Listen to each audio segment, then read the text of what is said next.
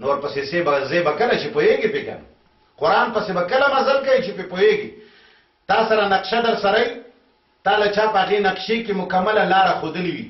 نو چې ته په نقشې پوهېږي په هغه لار به ځې نو چې په نقشې نه پوهېږي هغه لار معلومولی شي قرآن نقشه ده د الله د لارې د جنتونو د جهنمونو دینه د غړېدو الله ته د ورتلو لار ده دا نقشه به زده کوي هغې نه پس به په دې مزل کوي الله اکبر رستو ته وایم چې صحابه څنګه ده زده کوله او دا اصول دی قاعده ده ما وې کنه چې صراط مستقیم سبب د قرآن سمج دی کله چې مقصد څومره لوی وي نو د هغې سبب او وسیله هم هغومره لویه وي کله چې سبب لوی وي نو د هغې وسیله نه کله چې مقصد لوی وي د هغې وسیله او سبب هم لوی وي نو چون کې زمونږه مقصد د الله رضا او الله ته رسیدل دي د الله رضا او الله ته رسیدل لوی مقصد دی که وړوکی دی نو الله ته د رسیدلو ذریعه وسیله او سبب څه شی دی قرآن باندې پوهېدل نو چې څومره الله رضا او د الله ته رسیدل لوی دي نو چې سبب وسیله قرآن باندې پوهېدل دي نو قرآن باندې پوهېدل همدومره ضروري او همدومره اعلی دي او داس ضروری دی او کنه دی ضروری څومره چې مونږ ضروری دی هغومره ورته اودس ضروری ځکه چې مونږ بغیر د اودسه کولی نه شي همداسې الله ته بغیر د قرآن د پوهې رسېدلی نه شي نو که الله ستا په نظر کې د مولیانو نه لوی وي که د خپلو پلارانو نیکونو قومونو وطنونو خپل د پارټۍ مولیانو نه تا په نظر کې الله لوی وي نو د الله ته د رسېدو ذریعه د قرآن ترجمه ده نو بیا به د قرآن ترجمه هم ستا په نظر کې همدومره ضروري ګڼلی کېږي او که تا الله ضروري نه ګڼې بیا به ترجمه هم ضروري نه ګڼې بیا تا سره بحث نشته د الله د رحمتونو سبب سوره اعراف 204 آیت کې الله فرمایي وَإِذَا قُرِئَ الْقُرْآنُ فَاسْتَمِعُوا لَهُ وَأَنصِتُوا لَعَلَّكُمْ تُرْحَمُونَ کله چې تاسو ته قرآن ویلی شي نو د هغې طرف ته ښه غوږ ولګوئ او خاموش اوسېږئ امید دی چې په تاسو به رحم وشي او یاد ساتئ فاستمعوا ښه غوږ کېږدئ استماع ویلی کېږي هو قصد السماع للفهم استماع هغه اورېدو ته ویلی کېږي چې کم اورېدو کې د پوهې نیت وي دې دپاره غوږ دی چې پې پوه شمه نو که کله د پوهې نیت دې پکې نه بیا دا استماع نه ده بغیر معنی قرآن ویلو باندې د رحمت وعده نشته بغیر د معنی قرآن باندې د خیر کثیر وعده نشته ټول ورځ الفاظ وایا دا خو رسول الله د قیامت د نشاناتو نه یوه نشانه ګرځولې ده ویلی دي چې کله آخر وخت راشي نو لا یبقى من القرآن الا اسمه لا يبقى من الاسلام الا اسمه ولا يبقى من القرآن الا رسمه د اسلام به تشه نامه پاتې شي د قرآن به تشه الفاظ پاتې شي هر سړی به لګیایي یاسین والقرآن الحکیم انک لمن المرسلین علی صراط مستقیم قسم قسم اوازونه پکې وباسي خو تشه الفاظ به ایمانه به ورسره نه لا يبقى من القرآن الا رسمه تشلیکل تشه الفاظ نو الله پاک د رحمت سبب ګرځولې دی فهم د قرآن کله چې قرآن باندې پوه شي نو لعلکم ترحمون پتا به رحم وشي چې په قرآن ځان نه پوهوي ستا سره د رحم وعده نشته همدارنګې قرآن کې وعده ده چې د قرآن په ذریعه به ستاسو دشمنۍ ختم شي مینه به هم پیدا شي ورونه ورونه به شي دا کله چې په قرآن پوه شي صحابه کرامو مابین کې د اسلام نه مخکې څومره دشمنیانې اوس د خزرج دشمنی و بدی مشهوره خو چې کله قرآن منځ ته راغی ورونه ته جوړ شو هغوی مابین کې اتفاق راغی ټول دنیا تیارېده سوره آل عمران آیت نمبر 103 کې وایي واعتصموا بحبل الله جميعا حبل الله نه مراد څه شی دی حبل الله نه مراد قرآن دی شقیق د ابن مسعود نه دغه روایت نقل کړی او دغه قتاده او ضحاک او سدی نه هم دی او علی نه هم روایت دی هغه وایي چې واعتصموا بحبل الله ای بکتاب الله تاسو مضبوط راونیسئ د الله رسه یعنی قرآن کله وی رانیسئ چې په معنی پوهیږي داسې نیول نه دي چې لاس کې دی رانیولی دی ولا تفرقوا دلبازی مکوئے پوٹ مغرزوئے وذکروا نعمت اللہ و یاد کے دا اللہ نعمت علیکم پخپلو زانونو باندې اس کنتم آدان کله چې تاسو دشمنان وې بدای مو خپل مابین فالف بین قلوبکم بیا تاسو په زړونو کې الله مینه پیدا کړه فاصبحتم بنعمته اخوانا نو دا الله په مهربانه او داغه په نعمت باندې تاسو ورونه شوي هغه صحابه قران سره ورونه شي موږ ولې نن موږ کې ولې درې زره پارټي دي قران نشته موږ سره الفاظ تا معنی نشته نیم قران در سره نیم الله الله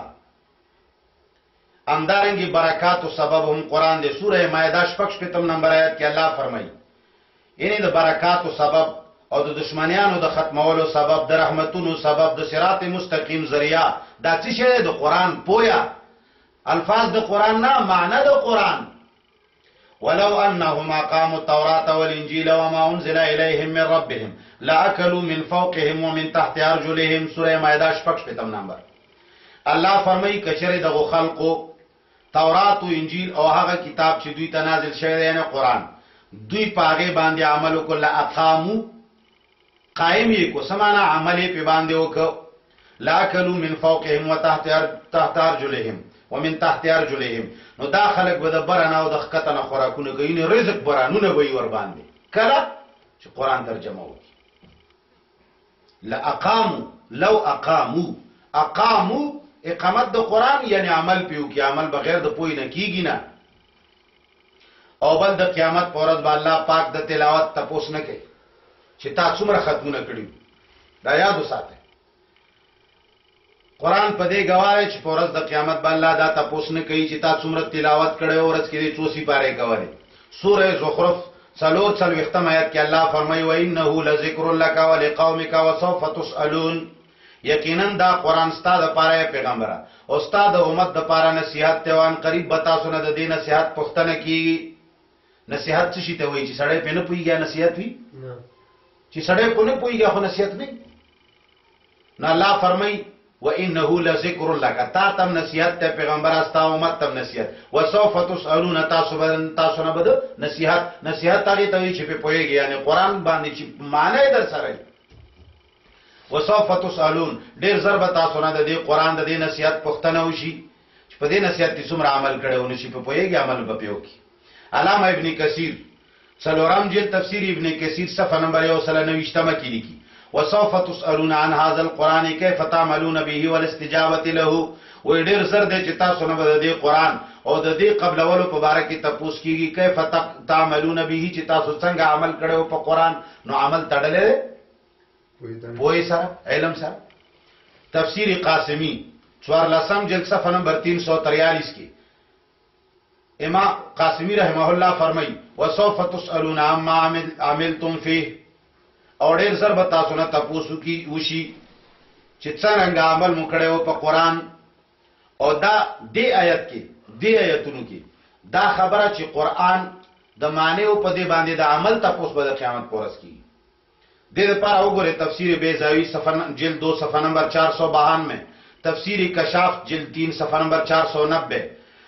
اور الجواہر الحسان جلد 4 صفحه نمبر 128 تفسیر نصفی جلد 4 صفحه نمبر 119 الدر المنصور جلد 6 صفحه نمبر 18 غریب القرآن صفحه نمبر 398 د ټولو تفسیرونو کتابونو لیکلي دي چې په ورځ د قیامت به تاسو د الفاظو نه بلکې د معنی به او د عمل به کیږي او عمل بغیر د علم نه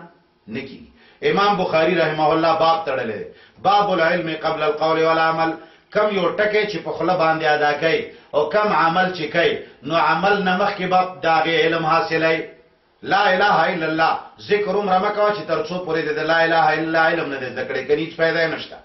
سبحان الله والحمد لله ولا اله الا الله والله اکبر د دې ذکر رمکا چې ترڅو پورې د دې په معنی ځان نه پوي کړي او بیا داغه معنی دي ترڅو پورې عمل کې نه دراوستي نو مرایت پیدا نشته د دې ذکر د دې تاسو لمامخ کې په درس قرآن کې یو مثال درکړیو که تاسو ته یاد وي ما دا مثال درکړیو لکه یو سړی وای چې هغه سپینګیره زما پلار دی او ډېر عزتمند دی او ډېر محترم دی خو چې کله هغه خبره کوي دی ولا سپېړه ور کوي نو دغه دا خبره منلې شي چې دا معزز دی نه وای به چې کدا تا معزز غنل سپېړه به نه ور کوي همدارنګه ته چې سبحان الله والحمدلله ولا اله الا الله والله اکبر وای ته وای چې سبحان دی الله پاک دی د تمام شرکیات او تمام بدعات او تمام کفریاتونه سچ د مشرکان الله پورې تړلې دي به ثبوت خبره دا غې نه پاک ته ټول ورځ وای خپل چې باروز یو ټول هم دغه کارونه کې استا سبحان الله به څوک مانی الله خو نه مانی نو دا سبحان الله چې معنا باندې پوي نه وي او بیا دې په عمل نه دا سبحان الله ویلو هیڅ ثواب نشته او چې په معنی پوي شي او په هغه عمل هم وکي بیا سبحان الله ثواب شته قیامت پر ورځ باندې رسول الله صلی الله علیه وسلم شکایت کوي قران خو دروغ نه وایي من دروغ ویلې شو امکان لري خو قران والله دروغ نه وایي سوره فرقان درشم نمبر آیت کې الله فرمایي وقال الرسول پیغمبر بوي محمد رسول الله یا رب زما پروردگارا ان قومي یقینا دا زما امت زما دا قوم اتخذوا هذا القرآن مهجورا دوی زما دا قرآن پرخیو نو په ایمان او امت دا قرآن پرخه د تلاوت هی کوي کني کوي ټول دنیا تلاوت کوي څومره حافظان دي رسول الله زمانه کې حافظان دي رو کوس دي د رسول الله زمانه کې د قرآن ډیر تلاوت کې د کوس ډیر کیږي نو بیا ولی پیغمبر وایي چې زما قوم قرآن پرخه ولی وایي دروغ وایي لا اعوذ بالله نه ځان په پوي کې زما مسلمانانو ورو الله دا الله کتاب ومنه خپل مليان ممنه دا الله کتاب ومنه د پټیو مشرانو پسې مزه الله فرمایي چې د قیامت پر ورځ به پیغمبر وای او رښتیا وای ځکه چې قران دروغ نه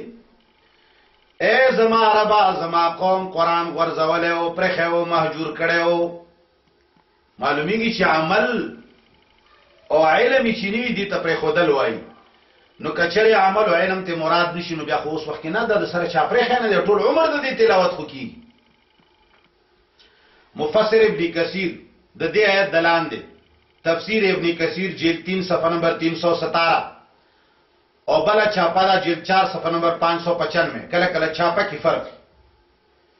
هغه څه ویل دي علامه ابن کثیر ځکه چې داخله کې ابن کثیر د قران نه خمنې نو ځکه ابن کثیر ورته پیش کوو کني د قران آیت ویلې شوړو د چا ضرورت نشته خدا خلق قران دومره خنه منی لکه ابن کثیر منی یا به چا خلق زړه کې دا شک وی چیرې مقصد به دانی مفسر ابن کثیر وای د دې آیت دلاندې د سوره فرقان 30 نمبر آیت لاندې وترک تدبره وتفهمه من هجرانه څوک چې قران کې تدبر نه کوي او ځان په نه پوي نو دوی قران پرې خېره هم دې ته پرې خودل وای چی وای وترك العمل به من امتثال اوامره واجتناب زواجره من هجرانه او چا چې په دې قران عمل پرې خېره د دې اوامر او امتثال نه کوي او د منهیاتو نه ځان نه منع کوي نو دا د قران پرې خېره ناجیش چې په کویږي نه سبا د هغه منهیاتو نه ځانو ستي او سبا د هغه په اوامر او عملو نو وایي چې څوک په اوامر او عمل نه کوي او څوک منهیاتو نه ځان نه خلاصي نو دا سره قران پرې خېره والعدول منها الى غيره من شعر او قول او غناء او لهو او كلام او طريقه ماخوذه من غيره من هجرانه ډېر قیمتي خبره کړې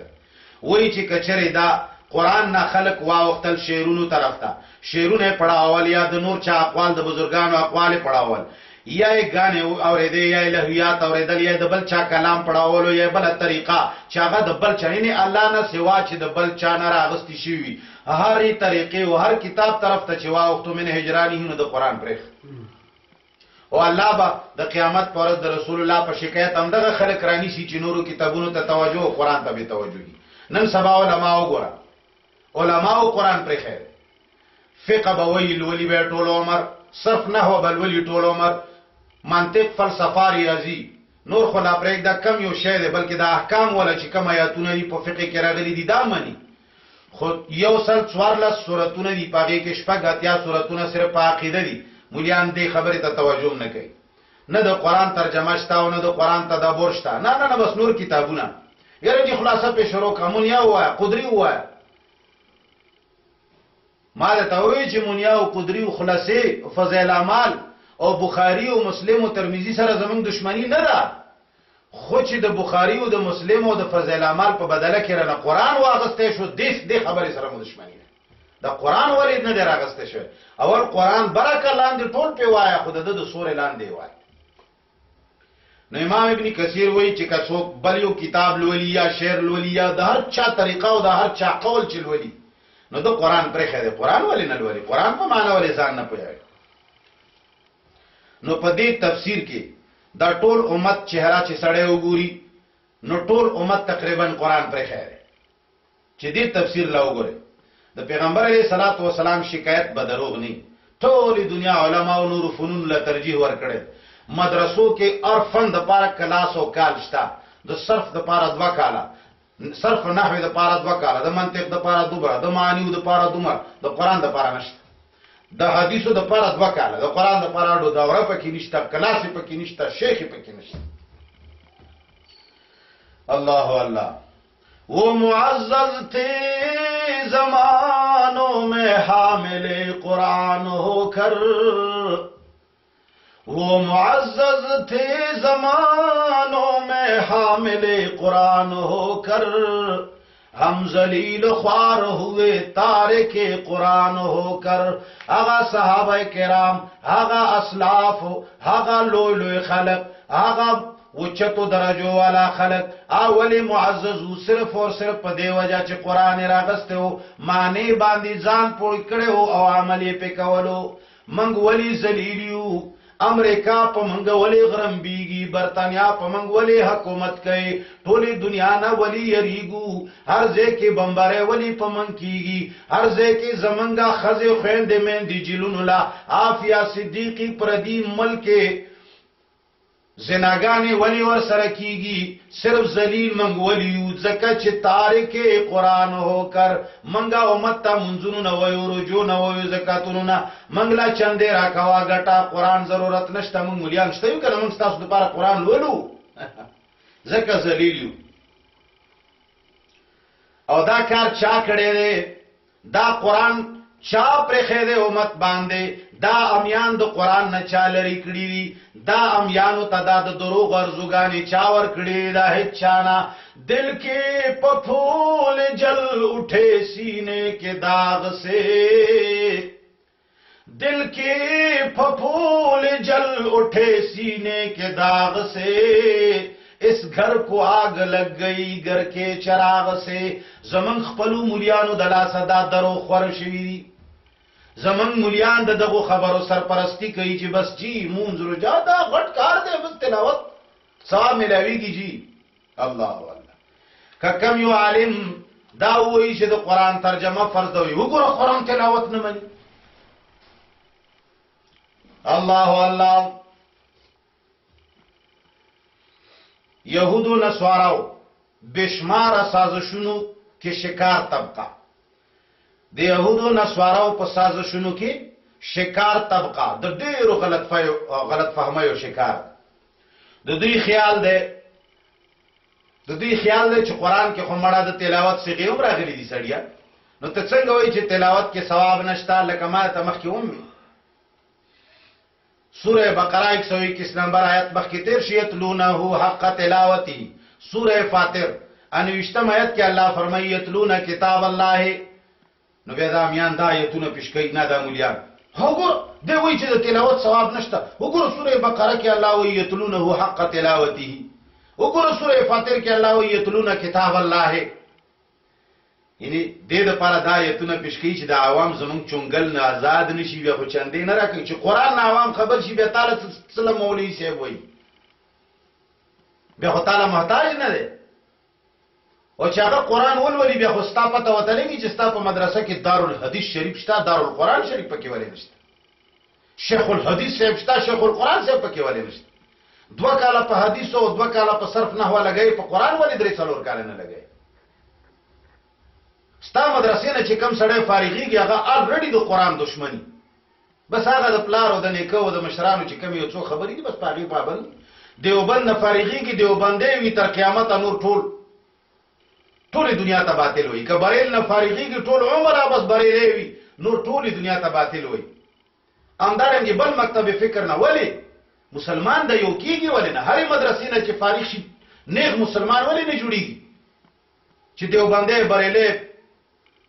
پلانې او پلانې نه یو بسر مسلمان یو د مشرق او مغرب لا ټول مسلمان ورونه وګڼي ولې نه کیږي ځکه چې کتاب زمونږ یو نه دی چې هغه ته قران وي هغه مبرخه ده مختلف کتابونه چا ورته یو ویلې چا ورته بل ویلې عقیده دومره مظلومه ده چې په اتو کالو درس نظامی کې د عقیده یو کتاب نشتا شرح عقیدة الطحاویہ هغه هم پکې نشته شرح عقائد نصفیہ چې امام تفتزانی لیکلی لا عینه ولا غیره الله اکبر نو کله کله مولیان دا آیتونه پیش کوي چې ګوره قرآن کې خو یتلون حق تلاوتی و یتلون کتاب الله هم راغلی دی نو ولې ته وایي چې تلاوت ثواب نشته د دې جواب واورئ یتلون صيغه لکه څنګه چې ماده تلاوت ته همدارنګي د دې یو ماده تلون هم ده چې دا غي معنی ده اتباع سوره شمس آیت نمبر 2 کې الله فرمایي والقمر اذا تلاها اور قسم دې د سپوږمۍ چې کله دا غي رستوراشي وګوره تلاها معنی دلته تلاوت نه ده رستوراتل ان اتباع مراد ده همدارنګي دلته هم یتلون کتاب الله یا یتلون حق تلاوتی دیده کې اتباع مراد ده یعنی مقصد داره چې هغه خلق چې هغه قرآن پسې روان دي تلاوت ته مراد نه ده د الفاظو خیر که زما خبره نه مانه یا د قرآن خبره نه مانه نو یو لوی شیخ دی محمد ادریس کان دهلوی دیوبندی رحمه الله قرآن نه مانه مانه مانه هغه خو به مانه مولانا شیخ الحافظ محمد ادریس کان دهلوی رحمه الله سوره فاطر آیت نمبر 29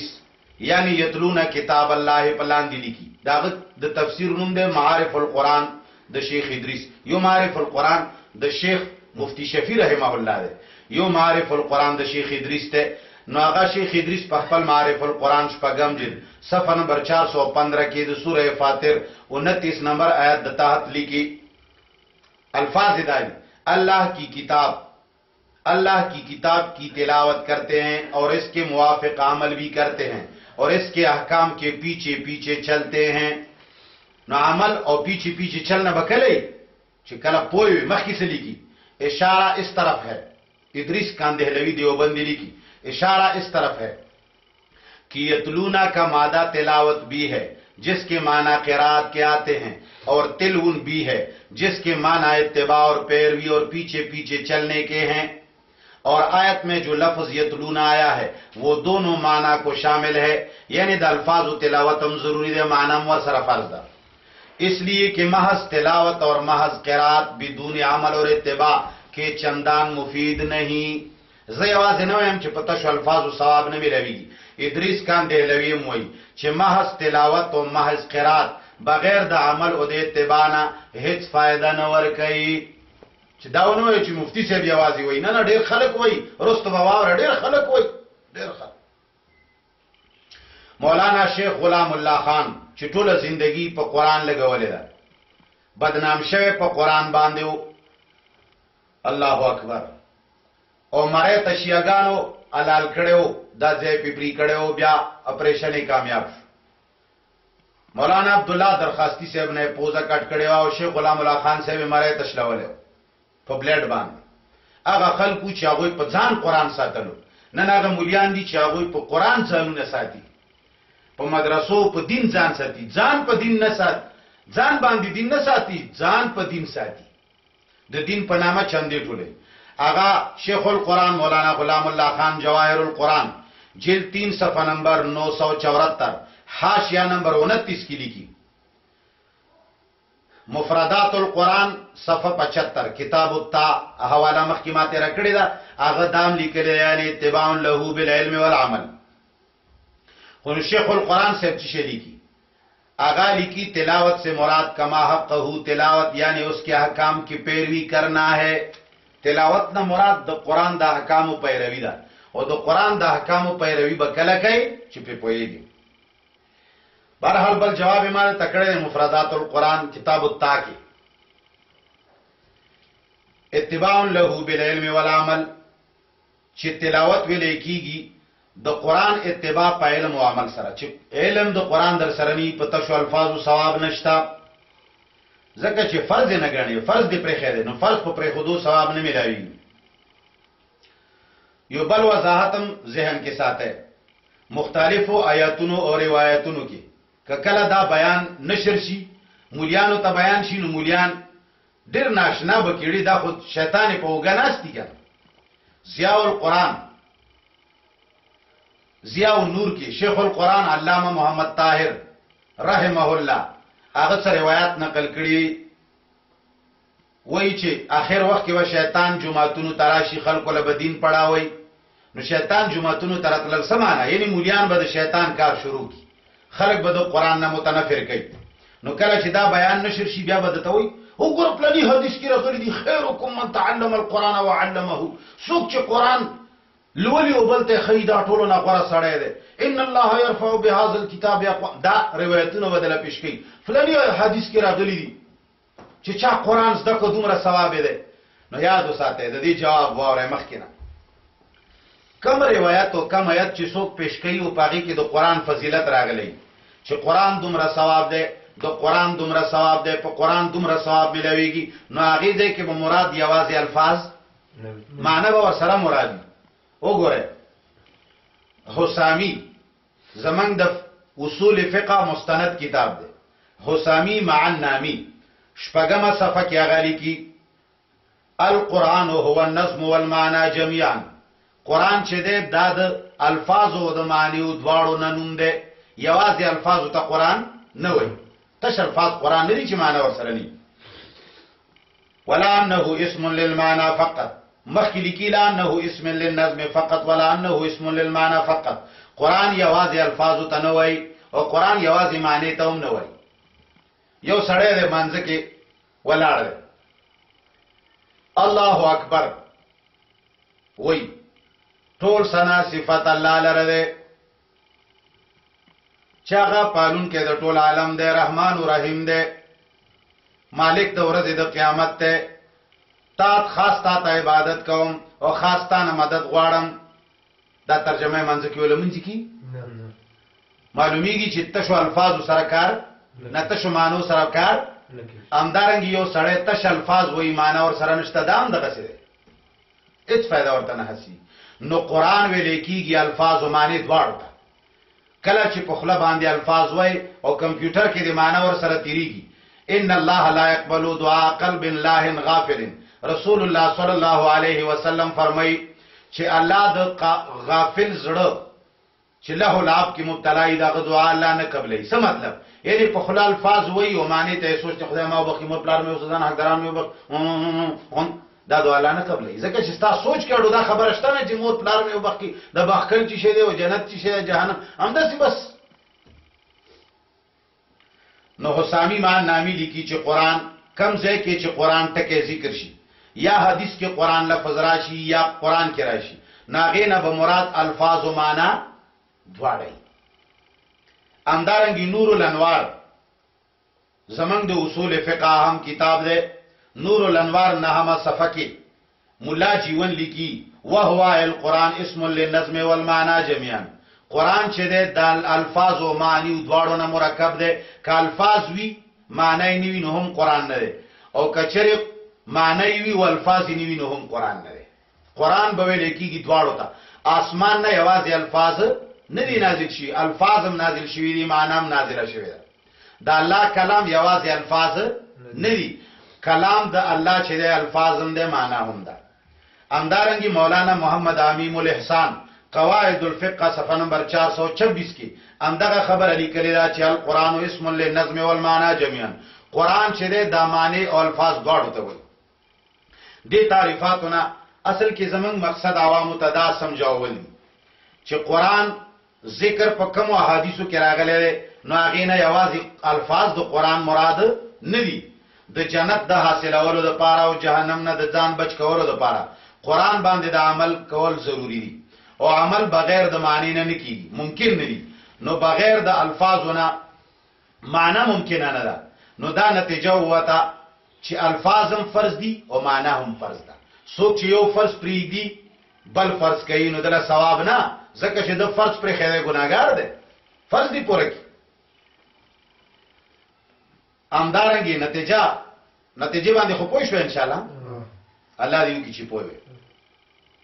نو درې سيزونه ډېر ضروری دي. الله رضا کولو د پاره، جنت حاصلولو د پاره، جهنم نه د ځان خلاصولو د پاره درې سيزونه ضروری دي. د قران الفاظ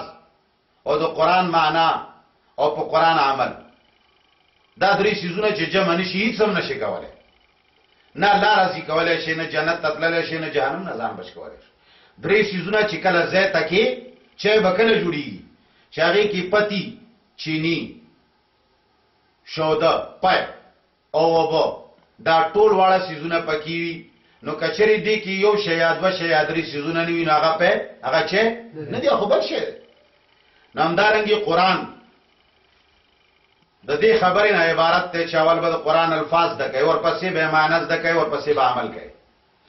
دا درې واړو سيزونه کې چې کم یو شی کمی ته هیڅ هم نشي کولای. اوس دې تشریح نه پس چې دا تشریح کې مونږ واورې دا چې قران یوازې الفاظ وتا نه وای. نو سره شاغه حدیث چې رسول الله صلی الله علیه وسلم فرمایلی او دا امت خلق دې غلط فهمه کې مبتلا دي او مولیان خلق له پیش کوي. خیرکم من تعلم القرآن وعلمه، بخاری حدیث نمبر 5027. غره د تاسو نه هغه سړی چې هغه قرآن زده کوي او بل یې خي.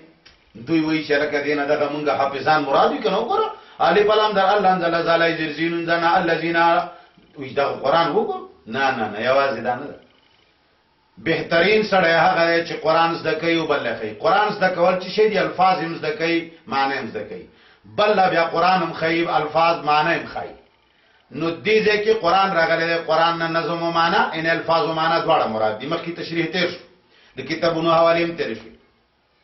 مسلم شریف کی روایت ہے حدیث نمبر 804. امام مسلم رسول الله نے نقل کړي اقرأ القرآن فإنه يأتي يوم القيامة شفيعا لأصحابه. اے زما امت تاسو قرآن لولې زکه چې دا په ورځ د قیامت راځي او د خپل ویون کی سړي به شفاعت کوي. قرآن به زمونږ شفاعت کوي. نو قرآن نه سمانه یعنی د قرآن الفاظ او معنا به دواړه زمونږ شفاعت کوي. یو سړی کچری لګیا دی، ټول عمر الفاظ د قرآن وای معنی نه وای، نو د قرآن نه دی ویل. یو سړی د ټول عمر معنی کوي، الفاظ یې نه زده کوي، نو د قرآن نه دی ویل. دله شفاعت قرآن نه کوي. انسان څه ته وای؟ بدن او روح چې دواړی، او که روح نه یو بدن دې ته انسان وای، چې ته سړی وای پلان کې خان، او دا څه کولای شي؟ نشي کولای. چې ترڅو پورې د کې روح نشته نو دا هیڅ نشي کولای. انسانان به زمونږه مدد وکړي، را به شي موږ سره بل دا پلانې کار به موږ سره به کوي وکړي، موږ سره به اوبه راوباسي، انسانان به موږ سره خدمت وکړي. نو چې یو سړی نه روح وتلی دا انسان مستا په کار راشي. همدارنګې الفاظ چې دي دا تشه ډانچه ده، معنی چې پکې وي نو کار ته جوړ شي، معنی چې نی کار نشته. نو دا حدیث دوی پیش کوي. وګوره قرآن به زمونږ په ورځ د قیامت شفاعت کوي. او بالکل صحیح ده، خو قرآن ویلی دی پیغمبر. قرآن وایي الفاظو او معنو دواړو ته، یوازې الفاظو ته قرآن نه وایي. همدارنګې یو روایت ته مسند احمد کې مشته، ترمذی حدیث نمبر 914، ابو داود حدیث نمبر 1464. عبدالله ابن عمر رضی الله تعالی عنہ نے روایت ته هغه وی چې رسول الله صلی الله علیه وسلم فرمایلو یقال لصاحب القرآن اقرا ورتقي. وی پورز د قیامت با الله صاحب د قرآن ته وی اقرا ورتقي. صاحب د قرآن ندوی حافظ مراد اخلي. دا ګوره شبهات ختموما چې کمی شکونه دو کم روایتونه تاسو لا پیش کړئ، نو هغه مخکې نه جواب درکوم. مقصد می مقابله نه ده، چا د مقابله طاقت نه لرم. زه غریب سړی، زه دومره غټ مولا هم نه یم، زه دعوه د قابلیت نه کوم، د حقانیت کوم. نو دوی وی صاحب د قرآن حافظ دی. نه وګوره دې ځای ته غوږ شه. یقال لصاحب القرآن، د قیامت په ورځ به صاحب د قرآن ته، د قرآن حامل ته، چا چې قرآن ویلی دی عمل یې پې کړی دی، هغه ته به ویلی شي اقرا ورتقي، تلاوت کوه او په دې جنت درجو کې خیجه. دوی وی چې حافظان به خیجي. ورتل کما كنت ترتل فی الدنیا، او داسې ترتیل سره خیسته خیسته اندازې سره برابر قرآن وایه لکه څنګه دي چې دنیا کې وي. فإن منزلتك عند آخر آیت تقرأها ستا اخیری درجه باغی چې کله اخیری آیت وای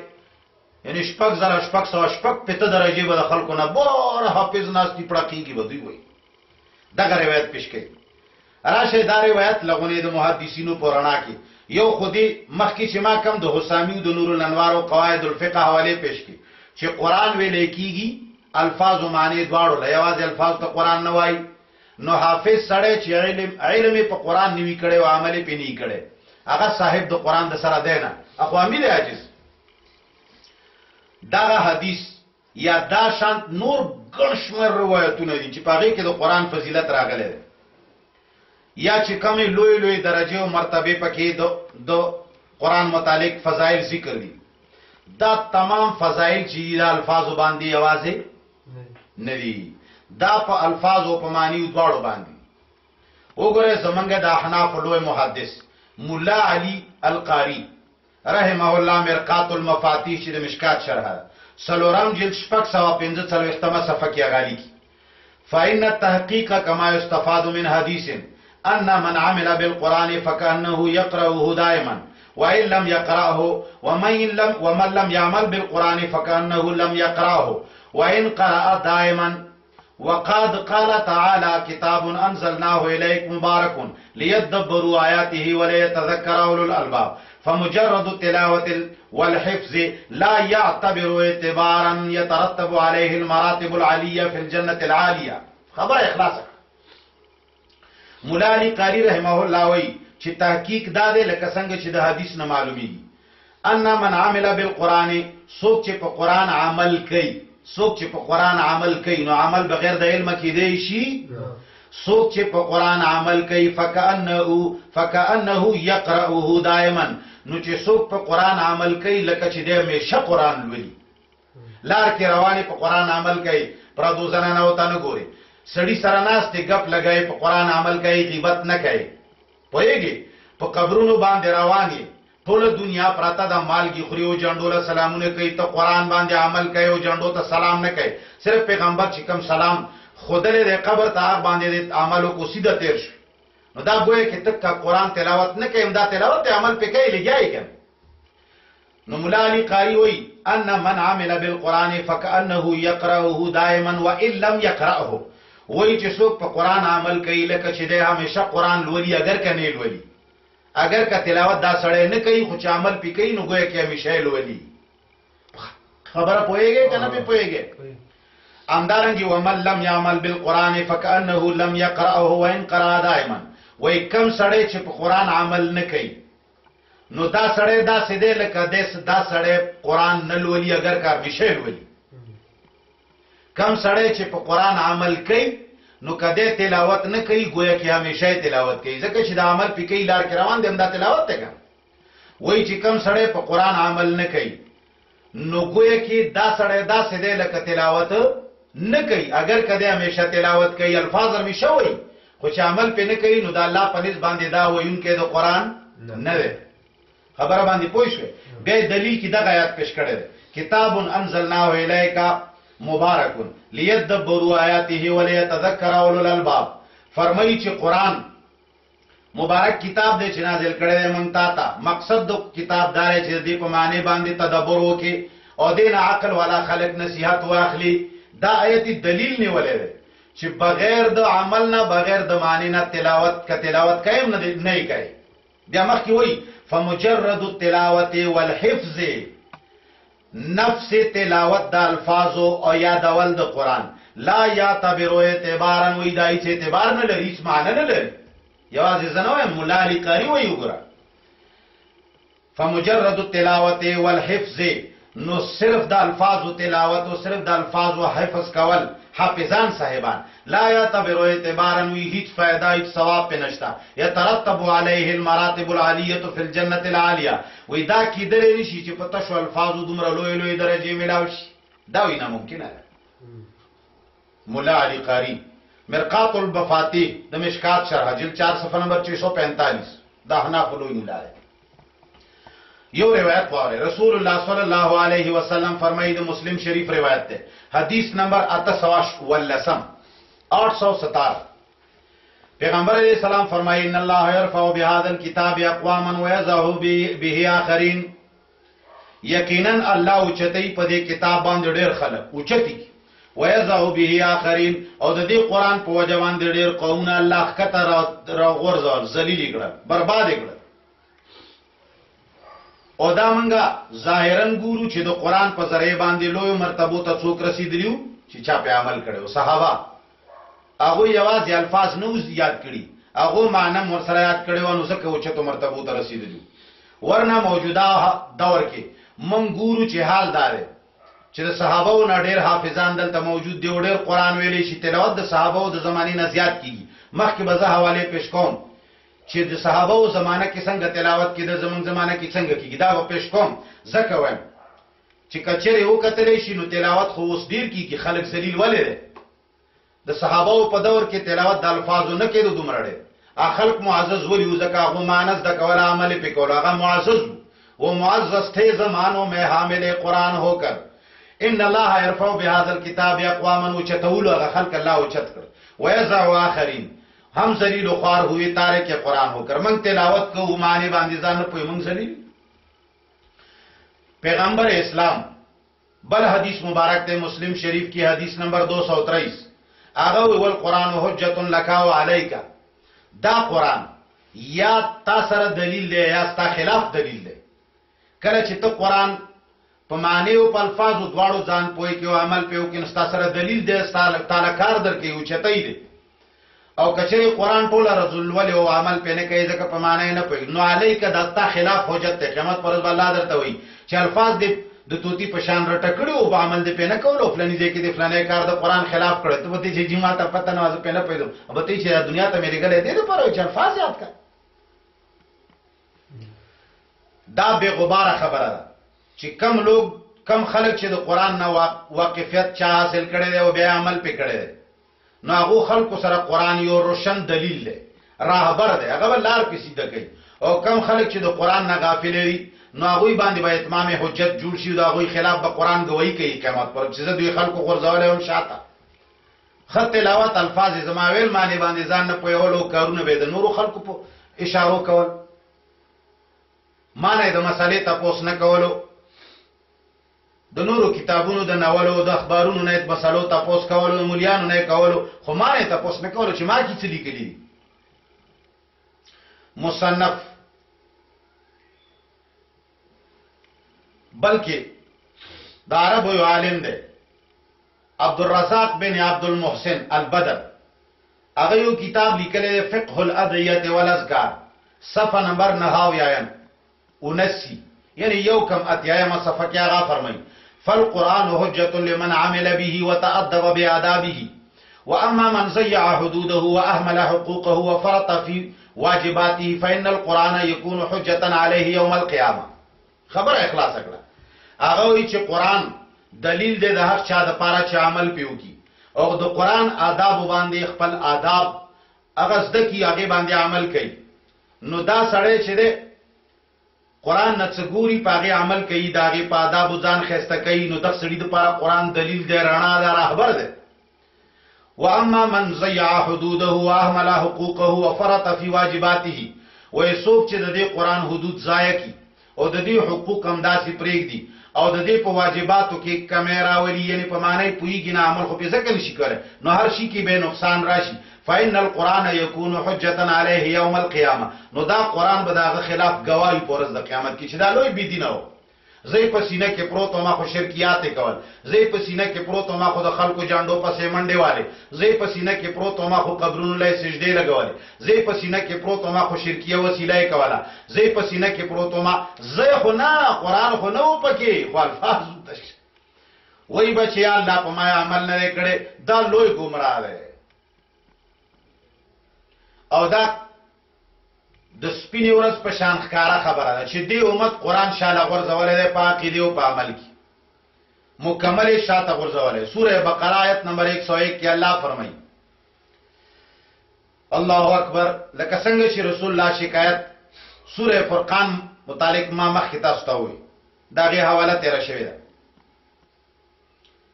همدارنګه قرآن کې الله فرمایي بقره 101 کې ولما جاءهم رسول من عند الله مصدق لما معهم نبذ فريق من الذين اوتوا الكتاب كتاب الله وراء ظهورهم كأنهم لا يعلمون. الله فرمایي چې کله دوی تراغه رسول د الله د طرفنا محمد علیہ السلام راغی، هغه پیغمبر چې هغه تصدیق کوونکی و د هغو کتابونو چې دوی سره وو، دوی سره مخکې نه کم کتابونو و د هغوی تصدیقی کولو او د دوی په کتابونو کې د هغه نشانات هم ذکر وو، خو د هغې باوجود کله چې پیغمبر راغی نو نبذ فریق من الذین اوتوا الکتاب کتاب الله. وی کله چې پیغمبر علیہ السلام راغی نو یوه ډله د اهل کتابو داسې وه چې د خدای کتاب شاته وغورځولو وراء ظهورهم، لکه چې د سره په هغې کې د پیغمبر ذکر نه وي، کأنهم لا یعلمون، گویا کې هغوی د سره پې پوهېږي نه، حالانکه هغوی پې پوهېدل خو منلو یې نه، ته خو د سره پې پوهېږي نه ته خو د هغه نه هم ډېر خطرناک یې، هغه خو پې ځان خبر کړی و خو بیا وروستو نه منلو، ته خو د سره ځان ته نه خبره یې، ضروري نه ګڼې، اخبار ضروري ګڼې. نو کتاب الله نه مراد تورات ته یا قرآن دی، کلی وګورئ دې دپاره چې مراد ته نه دی یا تورات ته یا قرآن دی. تاویلات د اهل سنت جلد 1 صفحه نمبر 231 هغه وی چې یا ته نه تورات مراد یا قرآن. نه منلو والا د الله کتاب شاته ورځي، دا لږ خلک نه دي دنیا کې چې د الله کتاب شاته ورځي، دا ډېر زیات دي. قرآن کې الله فرمایي سوره بقره آیت نمبر سلم یعنی 100، الله فرمایي بل اکثرهم لا یؤمنون، ډېر خلک داسې دي چې هغه ایمان نه راوړي، لږ نه دي خلک وایي چې دا ډېر خلک چې څه وایي دا منه. قرآن وایي بل اکثرهم لا یؤمنون، زیات خلک ایمان نه لري، نه راوړي، بې دینه دي. سوره حدید کې 22 نمبر آیت کې الله فرمایي وکثیر منهم فاسقون، ډېر تینا نافرمانه دي، ډېر لږ نه. سوره مائده 56 نمبر کې الله فرمایي وکثیر منهم ساء ما یعملون، ډېر د دوی نه ډېر بدکار خلک دي، بیکار عملونه کوي. سوره آل عمران 110 نمبر کې الله فرمایي واکثرهم الفاسقون. قرآن کې الله فرمایي وان تطع اکثر من فی الارض یضلوک عن سبیل الله. سوره انعام کې کچره ته اطاعت او تابعداري وکړي د زیاتو خلکو نو تا به گمراه کړي د الله د لارې نه، زیاتو پسې مزه. او یو صحابي فرمایي چې حق پسې روان شه او دا هغه د لګوالي نه مې یریږي چې دا خو یو موټی کسان دي، نه نه دینه مې یریږي، حق خبره د قرآن خبره چې ور پسې روان شه، کاغه یو سړی ویم جماعت ته او قبل طرف ته لکونه خلک یا غایت شي نه مچان وړي. بهرحال کم خلک چې د الله کتاب معنی او د عمل نه غافل دي، الله وایي چې څوک د قرآن د معنی او د عمل نه قرآن باندې څوک عمل نه کوي، داغه زندگی به زه تنګه کما، هغه به زه تباه کما، او هغه سره به زه شیطان ور سره کما، بس هغه به د شیطان د شیطان شاګرد وي. شیطان چې څور ته وي دی به مني، دا د مقصد خبره ده. سوره طه آیت نمبر 140 کې الله فرمایي ومن اعرض عن ذکری فإن له معیشة ضنکا ونحشره یوم القیامة اعمى. چا چې مخ واړولو زما د یاد نه، قرآن د الله یاد دی کنه، چا چې زما ذکر نه قرآن نه مخ واړولو فإن له معیشة ضنکا، زبداغ زندگی تنگ کما، رزق به تنگ وي، وګي وي، کله به عربو ته منډي وي روسه پسې، او کله به جم، کله به غلاګانی کوي، کله به برتانیې ته سي، بس دا وی سي دی او دی به ورپسې او دا منډي به وایي، او سره سپینه ښځه به پاتې وي، دی به کلونه نه ګوري. ځکه چې الله فرمایلی دي چې څوک زما کتاب نه مخ واړی زی زندگی تنګوم، دا تنګ نه، ټوله دنیا څنګه ذلیله خواره ده. ورځ په ورځ لوګان دي 100 روپو 100 روپو ته رسي، چینی دي کم ځای ته ورسېده، غوښه دي کم ځای ته ورسېده. هغه خلک چې په میاشتو میاشتو کې دا سیزونه ګوري نه، هغو نه تپوس وکړي. نه الله فرمایي چې څوک زما د کتاب نه مخ واړوي، زما یاد نه روګرداني وکړي، نو زه به زندگی تنګه کما، ونحشره یوم القیامة اعمى، په ورځ د قیامت کې به ړوند پورته کما، چې تا زما کتاب او یاد ته